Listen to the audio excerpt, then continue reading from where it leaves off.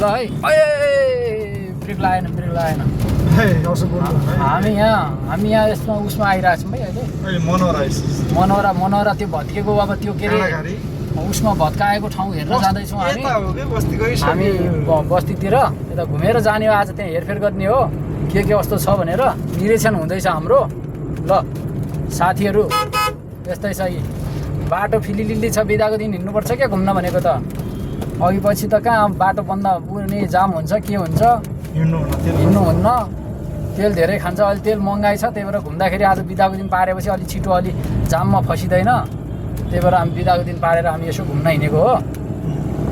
यो गाडीमा ल साथीहरू तपाईँहरू पनि बिदाको दिन हिँड्नु होला भन्न चाहन्छु हामी बस एकदम स्लो हिँडिरहेछ यो बस अनि कि त इभी गाडी किन्नुपर्छ घुम्नलाई होइन भने डिजलवाला पेट्रोलवाला भएपछि त अलिकति बिदाको दिन पारेर घुम्नुपर्छ ल